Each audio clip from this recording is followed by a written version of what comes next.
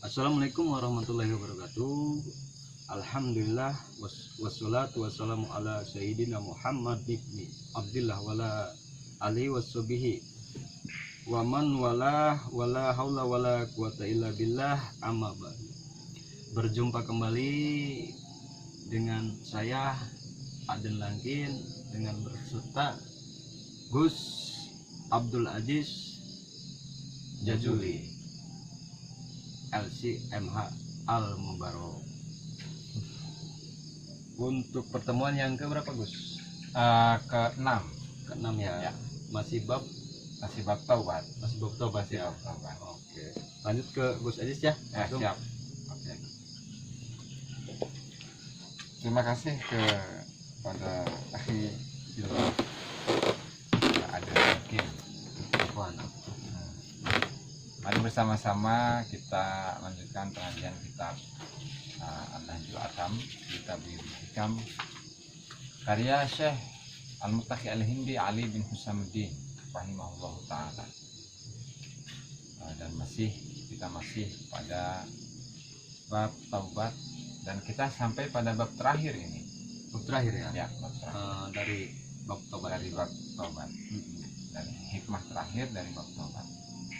Dan sebelum kita mulai, alhamdulillah salatu wassalamu ala rasulillah Muhammad ibn Abdillah wa ala alihi wa sahbihi wa la hawla wa la quwata illa billahi nawina ta'alul ta'lim wa nafal intifa wa tadakura wa dhikir wal ifadata wal istifada wal hadsa ala tamassuki bi kitabillahi wa sunnati rasulihi wa du'a ilal huda wa dalalata alal khair tiqa wajhihi wa qurbihi wa thawabihi subhanahu wa ta'ala. Rabbi syrah li sadri wa yassir li amri wahlul 'uqdatan min lisani yafqahu qawli, amma ba'du.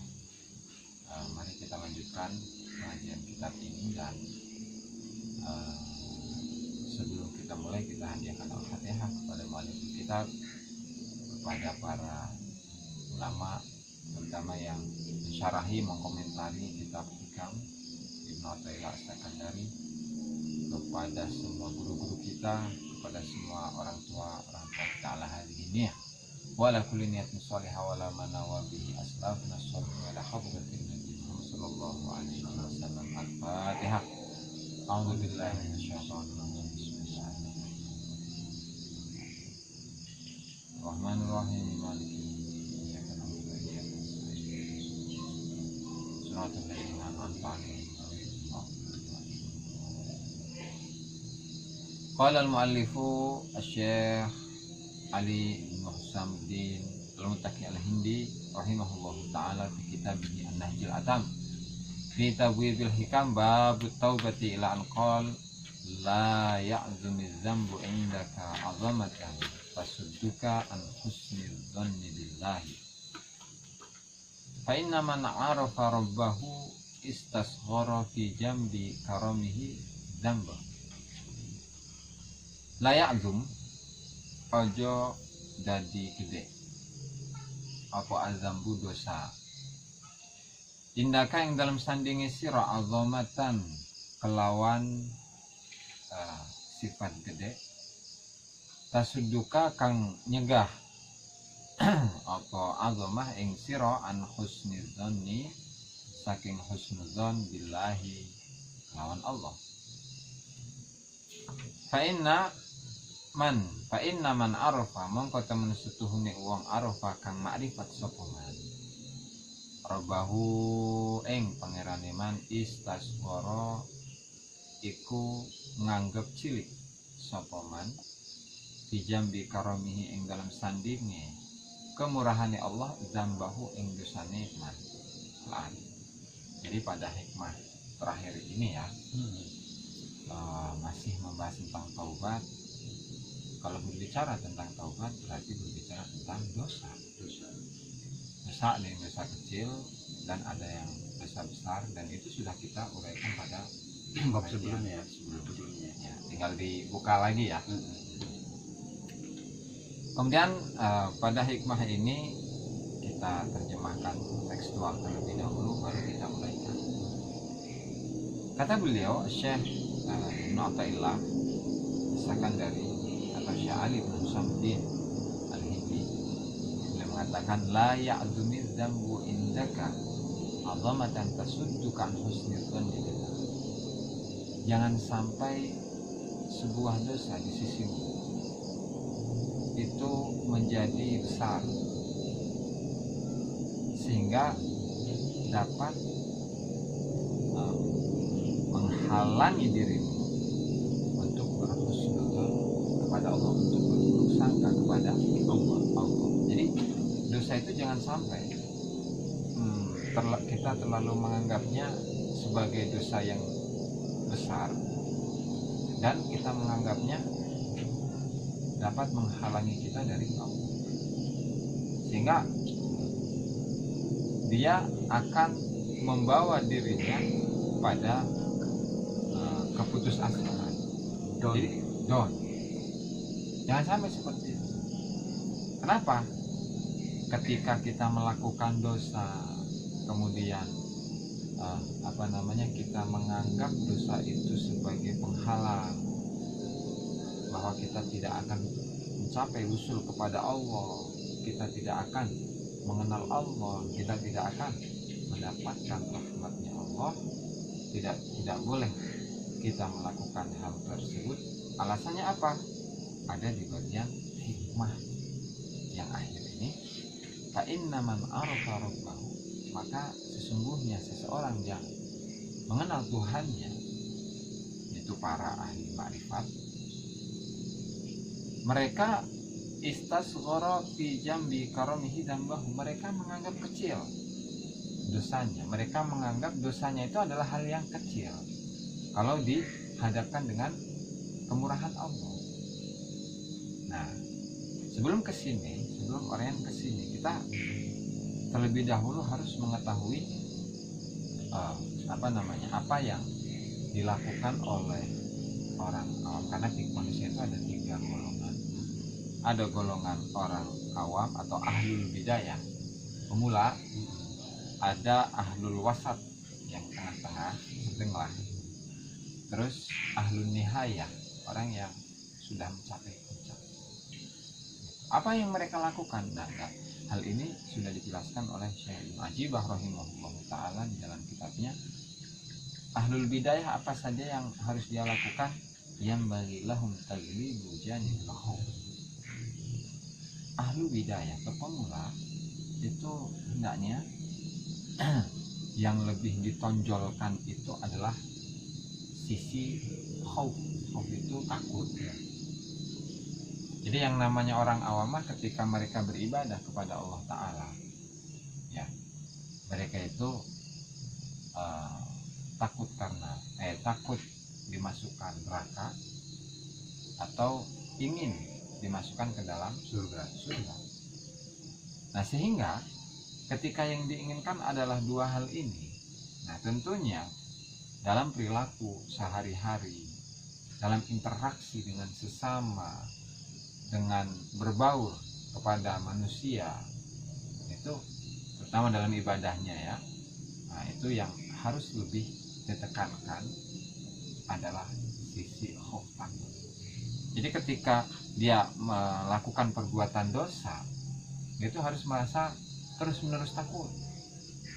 Kenapa? Ya karena dia golongan pemula. Ya, di sini dijelaskan alasannya. Karena fali'annahum idza ghalabu janibal khaufi jaddu fil amal wa kaffu anizal. Nah, karena mereka ketika lebih menekankan kepada sifat khauf, takut kepada Allah, ya maka mereka akan merubah sikapnya dari sikap yang buruk kepada sikap yang baik. Dari awalnya ibadah yang sedikit, kemudian memperbanyak ibadah. Yang awalnya melakukan kemaksiatan, kemudian dirubah menjadi melakukan perbuatan-perbuatan yang baik gitu. Kalau ahli bidayah, kalau pemula kayak kita gitu kan. Jadi yang lebih ditekankan dalam diri kita itu adalah sisi khauf, takut kepada Allah Subhanahu wa taala. Beda dengan golongan kedua, yaitu ahlul wasat. Kalau ahlul wasat itu orang yang berada di posisi tengah, dibilang orang awam dia bukan orang awam. Dibilang pemula, dia bukan pemula. Dibilang orang yang sudah mencapai puncak, belum mencapai puncak. Ini golongan orang yang tengah ya, tengah. Atau kalau di sebagian Indonesia ya khawas gitulah, khawas. Karena manusia itu ada awam, ada khawas, ada khawasul khawas. Itu tingkatannya ahlul bidayah, ahlul wasat, ahlul nihayah sama. Nah, untuk al khawas atau ahlul wasat yang berada dalam posisi tengah, apa yang harus mereka lakukan? Katanya an ya'tadila bainal khaufi war raja. Harus ada kesetaraan, kesepadanan antara khauf, takut kepada Allah, dan roja, berharap kepada Allah. Jadi mereka harus berupaya untuk menyeimbangkan antara keduanya. Dan sehingga ketika dikaitkan dengan dosa, dari sisi ketakutan, ada orang yang ahli wasat ini ya, khawas. Kemudian harapan mereka agar diampuni oleh Allah, ada berbaik sangka ya. Nah, karena berbaik sangka. Nah, jadi kedua-duanya itu seimbang.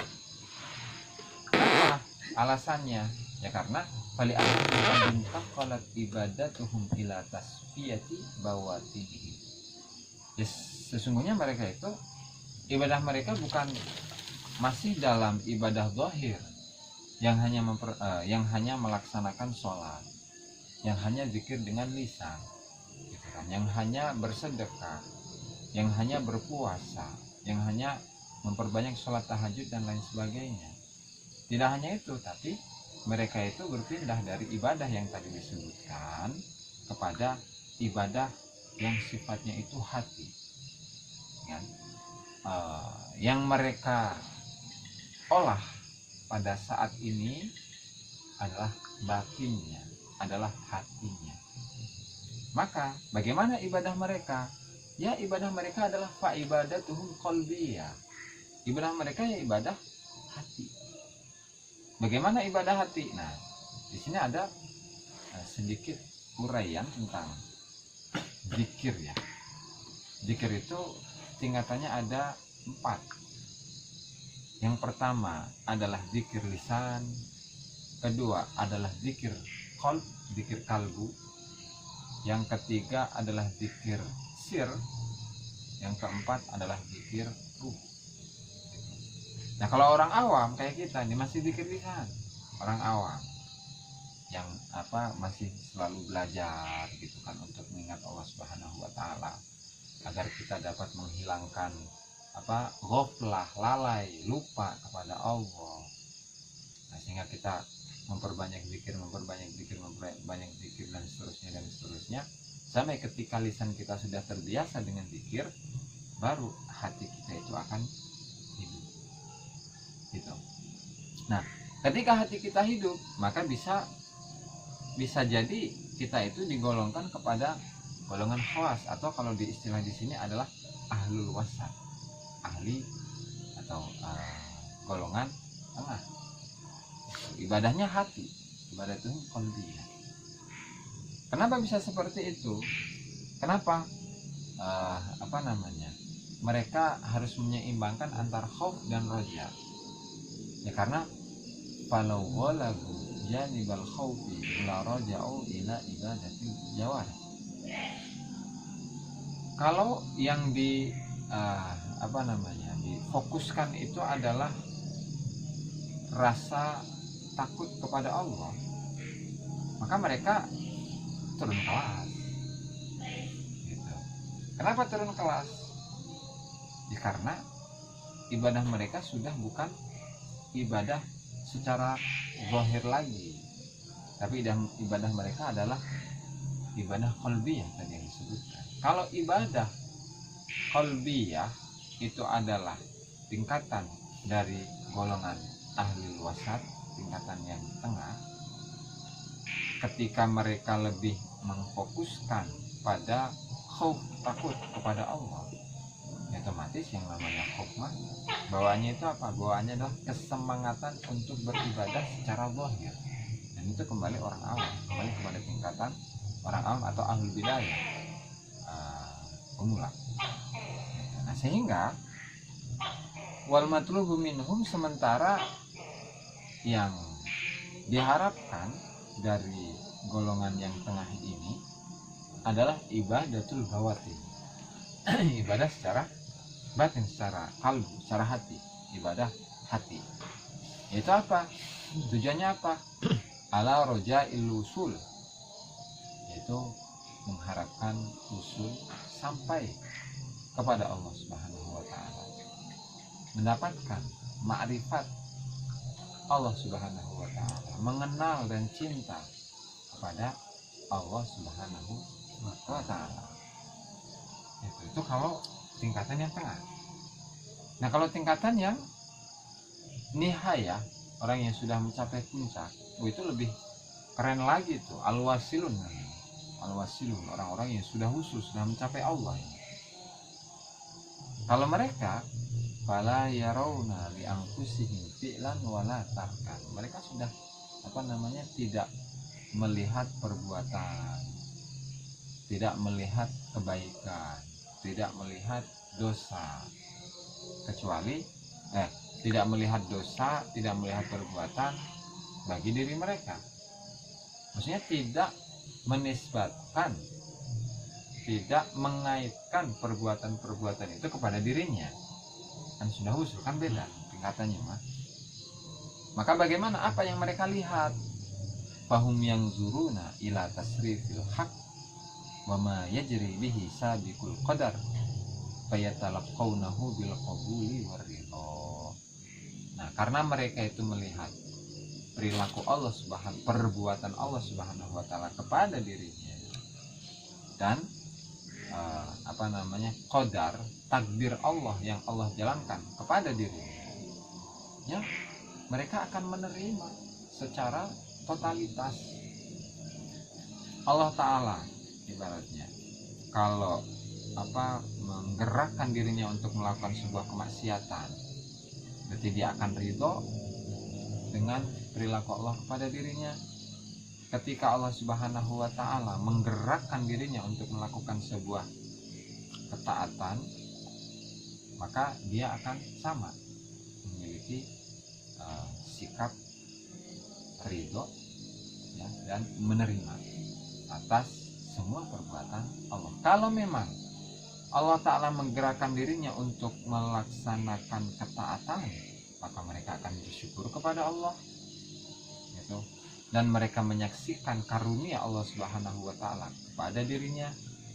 Dan sebaliknya, ketika yang dilakukan adalah kemaksiatan, maka mereka akan memohon ampunan dari Allah Subhanahu wa Ta'ala, gitu.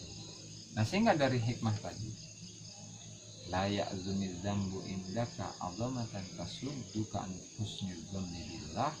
Jangan sampai sebuah dosa yang kamu lakukan, yang kita lakukan, kita menganggapnya sebagai dosa yang besar sehingga dapat menghalangi diri kita dari berhusnudzon kepada Allah Subhanahu wa Ta'ala. Kira-kira nih tingkatan yang mana? Apakah bagi tingkatan pemula ahlul bidayah, atau tingkatan ahlul wasat, tengah-tengah, atau ahlul nihayah, orang-orang yang sudah mencapai puncak atau sudah usul kepada Allah? Ini mana kira-kira nih dari penjelasan tadi? Maksudnya tingkatan yang dipilih apa makam kita gitu? Bukan. Jadi hikmah ini, pemberlakuan hikmah ini itu apakah untuk kalangan ahlul bidayah, ahlul wasat, atau ahlul nihayah, atau dengan kata lain kalangan awam, kalangan khawas, atau kalangan khawasul khawas? Kira-kira nih Penjelasan ini untuk ke yang mana gitu ya? Kayaknya mah yang ketiga justru. Ketiga ya? Yang apa? Awas sih tadi yang ketiga tuh? Yang ketiga ahlul khawasul khawas. Khawas ya. Ketiga ya. Nah, jadi sebenarnya baik dapat semua yang sebenarnya pertama, ya. Baik 1, kedua, 3 ya. baik 1, kedua, ketiga masuk semua Masuk semua sebenarnya. masuk semua. Ya. Cuman kan memang apa tingkatan dari masing-masing golongan kan berbeda-beda.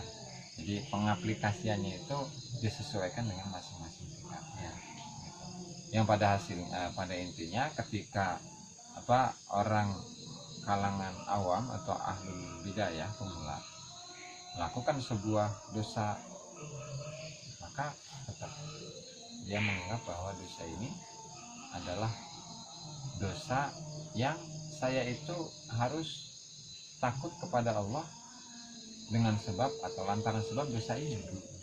Sehingga yang dia lakukan adalah memperbanyak ibadah, bertaubat dan lain sebagainya secara zahir ya. Nah, secara zahir agar dosa tersebut dihapuskan.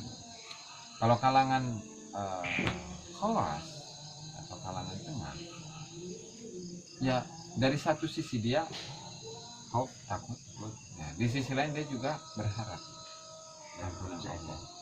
Jadi stabil. Kalau orang yang ketiga golongan ketiga yang sudah puncak, mereka itu ya tidak menyalahkan dirinya atau apa, sama sekali tidak menyalahkan dirinya, tetapi ketika mereka melihat dirinya melakukan ketika mereka melihat perbuatan Allah kepada dirinya untuk melakukan sebuah kemaksiatan, berarti mereka langsung taubat tanpa sedikit pun ada rasa dosa ini menjauhkan saya loh dari Allah Subhanahu wa taala. Jadi totalitas ya. Totalitas. Kenapa saya tadi bilang ketiga, mungkin itu hanya target aja Gus. Ya kan? Yang harus dikejar lah ya. Betul. Dari yang pertama, kedua dan ketiga. Jadi memang setiap orang itu harus memiliki target untuk dimasukkan pada golongan yang ketiga. Karena ini golongan khawasul khawas kan yang luar biasa.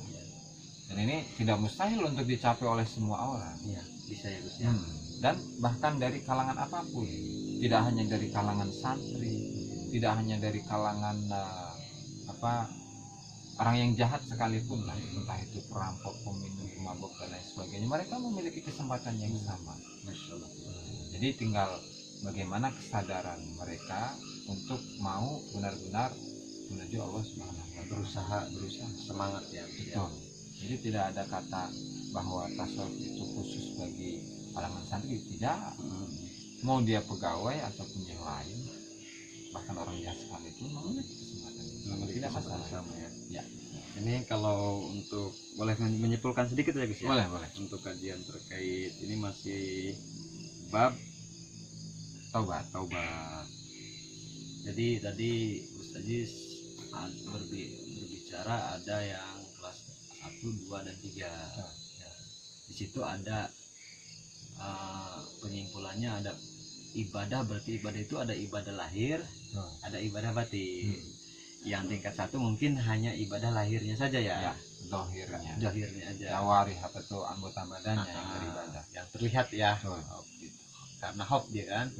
Yang kedua berarti udah menjejaki ibadah lahir dan ibadah batin. Ya. Seperti kata tadi zikir jahat dan zikir qauli gitu ya. Lebih dua lah berarti ya. Yang dia jejaki berarti yang kedua itu bukan hanya ibadah batin Gus. Bukan. Secara lahir pun dia beribadah ya. Lahir beribadah. Cuma lebih memfokuskan diri pada batin. Ke batin ya. Karena dia lagi proses pembersihan. Kalau yang ketiga itu Gus sama ya, lahir tetap nggak ditinggal ya. Lahir tetap nggak ditinggal. Jadi semuanya sebenarnya sama dari lahiriah. Jadi lahiriah semuanya beribadah. Cuman tadi sesuaikan dengan tingkatan keyakinan dan keimanan dari masing-masing individu. Makom lah ya. Makom kalau di bahasa tasawuf. Lanjut kita. Oke. Ya. Tadi kan dengan sebuah cerita, suka cerita ini. Sebuah cerita di mana dulu, dan cerita ini terdapat disebutkan di dalam hadis Sahih Bukhari dan Muslim, bahwa dulu ada seseorang yang ingin bertaubat kepada Allah Ta'ala lantaran dia membunuh 95 orang, bahkan ulama termasuk di ulangan ulama. ulama yang dia bunuh. Ini dia pada karena dia sudah memiliki dosa yang besar, kemudian bertanya kepada ulama.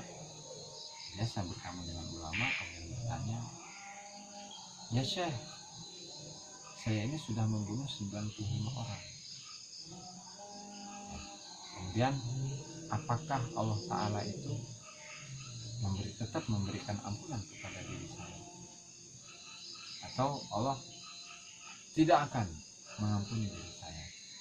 Dosanya sudah besar, Kata guru tersebut. karena kamu sudah membunuh sekian puluh orang. Jadi Allah Ta'ala itu tidak akan mengampuni dirimu. Akhirnya karena panas ini ya, saya sudah benar-benar ingin taubat ini, bukannya didukung, malah seakan-akan pintu taubat untuk dirinya, pintu taubat ini sudah ditutup. Kan kesal itu, akhirnya dibunuh lagi sampai 99 orang Totalnya. dari ulama-ulama. Terakhir berarti. Nah terakhir dia bertanya lagi dengan seorang ulama, ya Syekh,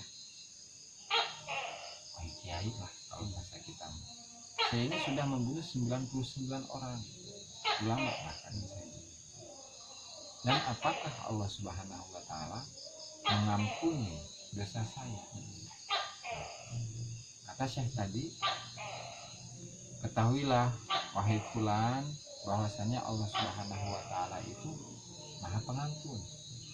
Dosa apapun yang pernah engkau perbuat, itu pasti Allah Subhanahu wa Ta'ala akan mengampuninya. Tapi dengan syarat kamu taubat dari dosa-dosa yang pernah engkau perbuat, terutama dosa membunuh 99 ulama. Dan syarat yang kedua, engkau itu harus pindah dari kampungmu, karena lingkungan yang ada di kampungmu itu orangnya atau penduduknya memiliki akhlak yang kurang baik, tabiatnya kurang baik, dan ini sangat mempengaruhi kejiwaan dirimu, sehingga engkau harus pindah dari kampungmu ke kampung yang lain yang baik penduduknya, itu yang tradisinya atau watak penduduknya itu baik-baik. Oke, kalau gitu terima kasih Wak Aisyah, karena memang saya sudah sowan kepada ulama-ulama yang saya bunuh itu. Nah, kata mereka, saya pintu tobat itu sudah tidak terbuka lagi dari saya. Dan ketika saya mendapatkan jawaban seperti ini, saya sangat bersyukur kepada Allah. Dan dari sini saya akan taubat. Dari sini saya akan berniat untuk pindah tempat tinggal dari kampungnya ke tempat yang telah ditunjukkan oleh Syekh tadi. Kemudian terima kasih, pulang beliau ke rumahnya, siap-siap, kemudian berpindah dari kampungnya ke kampung yang telah ditentukan. Ya, ternyata di tengah jalan sebelum dia sampai pada kampung yang sudah ditentukan oleh Syekh yang tadi terakhir itu, meninggal. Atau sebabnya apalah, pokoknya meninggal. Nah, setelah meninggal ada dua malaikat nih. Ada malaikat yang ingin menyiksanya, yang tugasnya adalah menyiksa orang-orang yang jahat. Terus yang kedua, malaikat yang ingin memberikan kenikmatan, itu bukan disiksa tapi memberi kenikmatan, kebahagiaan pada dirinya. Berebut nih, kontok-kontokan lah, kata istilah kita. Terus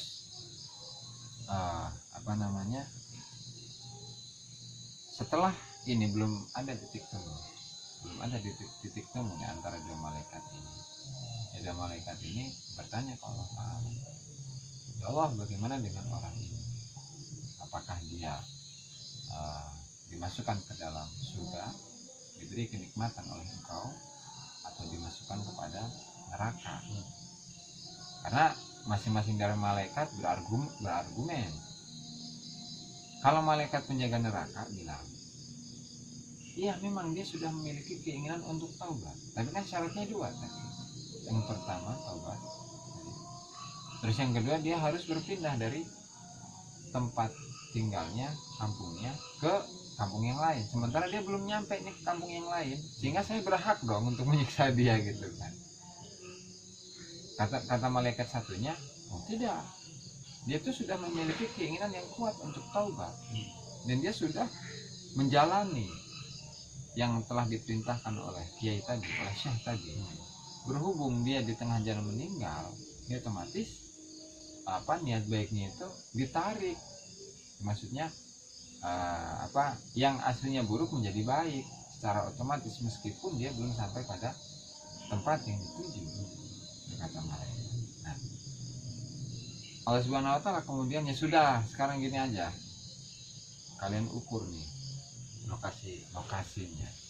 lokasi dari tempat tujuan, dari tempat awal ke tempat tujuan gitu kan. Dan ternyata yang lebih dekat adalah ke tempat tujuan meskipun jaraknya hanya sejengkal gitu tuh. Nah, sehingga Allah Subhanahu wa taala memerintahkan malaikat rahmah untuk mengambilnya dan memasukkannya ke dalam surga. Kan itu baru keinginan gitu, belum dilakonin segitu ya. Nah, belum sampai kepada syarat gitu kan, syaratnya belum terpenuhi. Nah, tetapi Allah Subhanahu wa taala atau dosa yang Allah Subhanahu wa taala tetap mengampuni dosa yang meskipun besar kayak gitu. Jadi meskipun dosanya begitu besar, jangan sampai dosa tersebut menghalangi diri kita untuk berhusnuzon kepada Allah agar mengampuni kita, karena mempunyai sifat Rahman Rahim ya. Ya. Terus itu tadi ketika meninggal dan ditanya sama malaikatnya itu kisahnya itu masuk ke mimpi Syekh tadi atau ke kiai tadi atau gimana? Ini mah hadis Sahih Bukhari, Sahih Muslim ya. Jadi Rasulullah SAW itu bercerita. Rasulullah bercerita secara, karena yang dikutip di sini nggak tahu secara teksnya memang sama persis dengan teks yang ada di Sahih Bukhari atau Muslim, ini kurang jelas. Jadi pada intinya Allah Subhanahu wa taala memberikan wahyu kepada malaikat. Jadi kalau kepada Syekh enggak ya. Dia hanya sekedar bertanya. Kepada Syekh dan Syekh menjawab. Nah, yang berarti yang ketika setelah meninggalnya kan itu gaib Gus ya. Berarti itu Rasulullah yang menceritakannya. Betul. Ya. Rasulullah. Dan lanjut, bagian setengahnya belum dibahas ya. Jadi kenapa dosa yang kita perbuat itu jangan sampai membuat kita tidak berhusnuzon kepada Allah Ta'ala, menganggapnya sebagai dosa yang besar, kemudian saking besarnya kita tidak berhusnuzon kepada Allah Ta'ala. Alasannya kenapa? Ya, karena fa'inna man arafa rabbahu, ya karena ketika seseorang yang maka dia lebih melihat kepada kemurahan Allah, karom, kedermawanan Allah daripada dosa. Jadi yang lebih berat bagi dirinya itu adalah karomnya Allah, adalah kemurahan atau kedermawanan Allah. Jadi mustahil sekali Allah Ta'ala tidak mengampuni diri saya meskipun saya melakukan dosa yang besar. Makanya kan sering kali dibahas, disebutkan di dalam ayat, Innallaha yaghfiru dzunuba jami'an, maka sesungguhnya Allah Ta'ala mengampuni semua dosa dan lain sebagainya. Banyak ayat-ayat yang menceritakan tentang ampunan dosa. Jadi di sini ketika seseorang itu mengenal Allah, mencintai Allah, bahkan dicintai oleh Allah Subhanahu wa taala, dia tidak lagi melihat dosanya yang dia perbuat. Dia tidak lagi melihat ketaatannya yang pernah dia perbuat. Ya, karena apa? Karena orang yang sudah mengenal Allah Subhanahu wa taala, dia tidak melihat itu, tapi melihat siapa yang Nah, bagaimana Allah Subhanahu wa taala atau perbuatan Allah Subhanahu wa taala kepada diri. Jadi ketika seseorang sudah mengenal Allah, sudah dicintai Allah, sudah mencintai Allah, sudah dekat dengan Allah, maka dia tidak lagi melihat dirinya, tapi melihat perlakuan Allah Subhanahu wa taala kepada dirinya. Ketika melihat dirinya melakukan maksiat, ketika Allah Subhanahu wa taala, perbuatan Allah taala kepada dirinya melakukan maksiat, maka dia beristighfar. Ketika perlakuan Allah kepada dirinya melakukan ketaatan, maka dia bersyukur. Itu bagi golongan orang yang ahli ma'rifat kepada Allah Subhanahu wa taala. Dan bagaimana dengan orang awam? Apakah sama atau tidak kira-kira itu? Kang Aden, kira-kira sama nggak ya? Rahman Rahimnya bagaimana nih? Langkahnya untuk orang awam harus yang diperkuat kayaknya hope-nya aja dulu ya, jadi tetap disesuaikan dengan tingkatan dari masing-masing dari yang 3 golongan tadi. Jadi tetap dia tidak boleh menganggap bahwa dosa itu sangat besar kemudian dia tidak berhusnuzon kepada Allah, bahkan tidak bertobat, bukan seperti itu ya. Tapi tetap kalau orang awam, sisi ketakutan kepada Allah yang lebih ditekankan. Kalau dia termasuk ahli khawas atau ahli wasat, maka ada kesetaraan antara khauf dan roja. Tapi ketika orang yang sudah mengenal Allah Subhanahu wa taala, dia sudah tidak lagi melihat khauf dan roja, tapi melihat perbuatan Allah Subhanahu wa taala kepada dirinya. Karena memang luar biasa itu orang yang ma'rifat. Iya. Gus, saya boleh ngutip nggak tentang kisah yang tadi? Unik banget tuh kayaknya tuh. Oh boleh. Kisah yang tadi. Di satu sisi kami berdua bukan untuk mengajarkan untuk melakukan dosa nih Gus ya. Ya. Itu kan sudah terjadi. Ya, maksudnya gitu. Cuman mudah-mudahan dengan kisah yang tadi itu bisa memotivasi kita semua ya. Termasuk teman-teman atau rekan-rekan yang ada di sana ya. Oh ya, tadi subscriber lupa didoain. Iya. Nanti itu di penutupan aja. penutup ya. Jadi kami itu nggak ngajarin untuk maksudnya wah ini kan gini Gus, itu aja yang udah ngebunuh 99 di ini nih sama Allah nih diampuni. Ya udahlah saya mau ini dulu nih, mau abis-abisan dulu maksiat nih gitu kan. Tuh, bukan ke situ tuh jalurnya. Jadi itu hanya untuk motivasi yang sudah terjadi. Betul. Misalkan kita atau teman-teman rekan-rekan yang dilema dengan dosa-dosanya gitu Gus ya. Nah, itu menjadi motivasi. Anggaplah dosa kalian itu bukan apa-apa ngelawan yang tadi mah. Itu sangat dasar itu. Masalah Jadi tidak ada motivasi agar kita memperbanyak dosa, tidak ya. Cuman di situ motivasinya sangat dasar Gus. Pasti dosa-dosa kalian tuh kalah sama dosa yang tadi mah Gus. 99 gitu ya. Masalah kalah gede ya. Iya. Dan itu pun belum melakukan taubat Gus. Baru hanya berkeinginan ya. Dan mengikuti perintah kiai tadi ya, syekh tadi ya. Itu pun belum nyampe Gus. Nyampe sejengkal ya. Sejengkal. Tapi Allah menunjukkan Rahman dan Rahimnya ya. Masalah dengan yang itu pun langsung Rasulullah yang menceritakan Gus ya. Masalah. Jadi buat yang di sana jangan ragu ya Gus ya. Kalau untuk bertobat ya.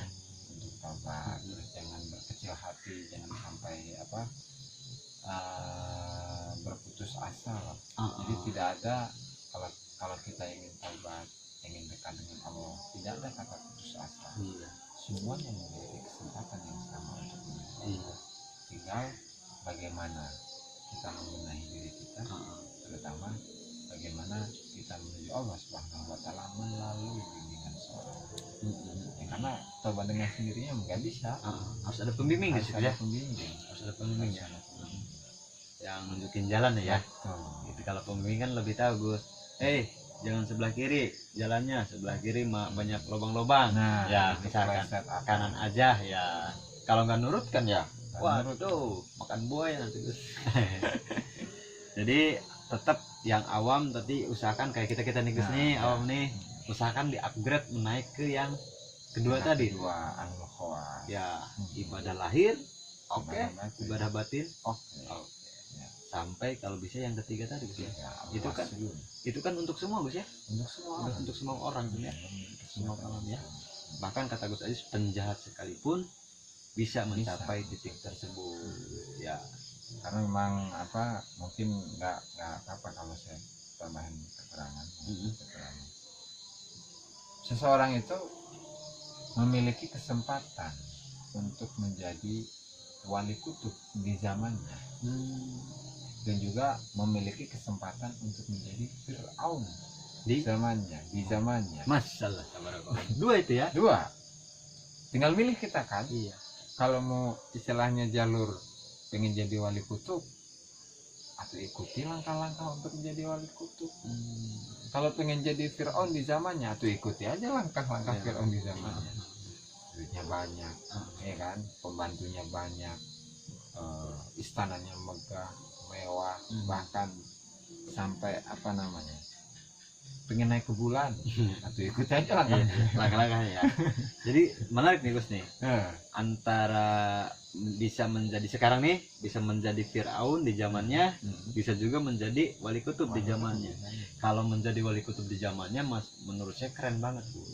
Karena ini di zaman yang serba apa ya, minim untuk keyakinan gitu, kalah dengan gadget ataupun digital ataupun yang lainnya ya, zaman modern kan. Nah tapi kalau untuk menjadi Firaun saya kurang tertarik. Karena apa? Udah keduluan sama Firaun. Bahkan dia kan mengaku Tuhan kan. Kalau kita yang ngikut-ngikut Firaun, udah keduluan, kalah keren gitu maksudnya. Gak ada yang alhamdulillah menjadi kalah keren gitu guys ya.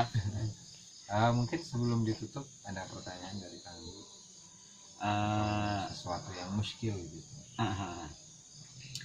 Jadi untuk lebihnya saya mah paling gini Gus, tadi kan ada tingkat 1, 2, dan 3 ya, kelompok-kelompok hamba-hamba Allah ya, dari tingkat awam,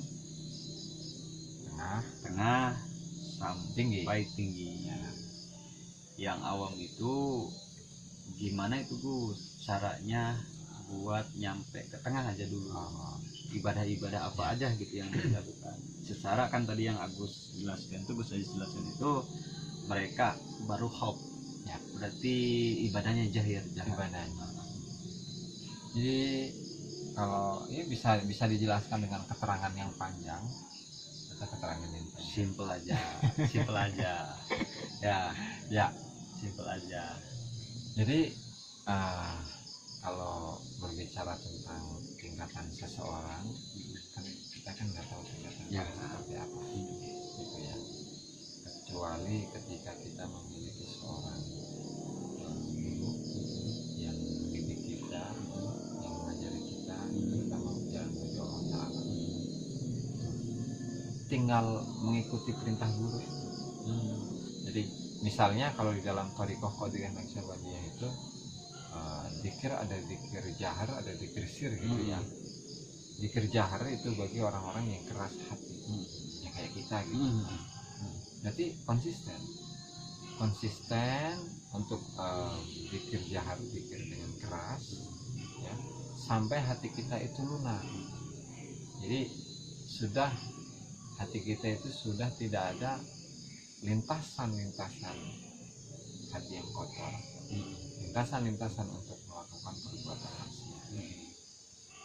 Ketika sudah tidak ada lintasan ini, lantaran saking banyaknya zikir jahar yang kita lakukan ini, baru diangkat, dipindahkan sendiri oleh Allah Subhanahu wa Ta'ala dari zikir jahar menuju zikir sir.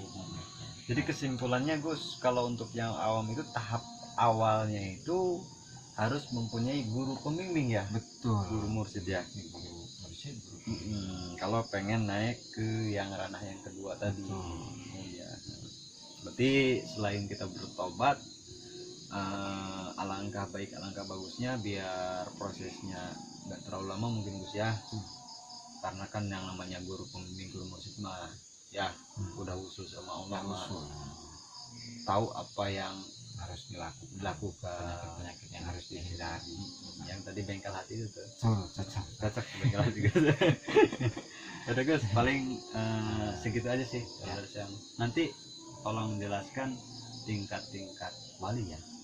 Seru itu Gus. Maksudnya yang paling rendah apa sih gitu tingkat-tingkatnya. Ya, insya Allah Boleh lah bonus-bonus lah gitu boleh, ya. boleh. Insya Allah nanti akan dijelaskan. Yang saya rasa mungkin di luar sana pun penasaran tentang itu Gus. Ya, ya, ya. Oke, alhamdulillah kita pada malam hari ini telah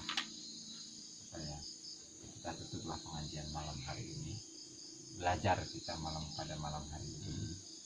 Mudah-mudahan apa yang saya bahas, apa yang kita bahas, kita kaji itu bermanfaat bagi kita semua, dan mudah-mudahan apa yang disampaikan tadi bisa kita amalkan. Amin.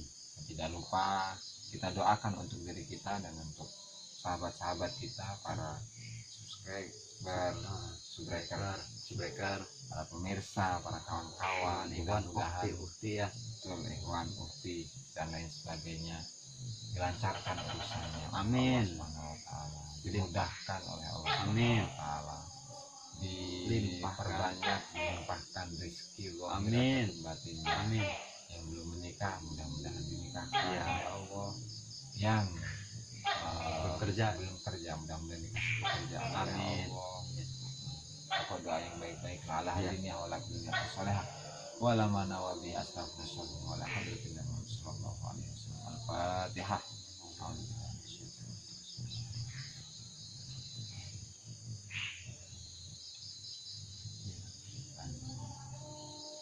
Allahumma muwaffiq ila aqwamit thariq. Wassalamualaikum warahmatullahi wabarakatuh.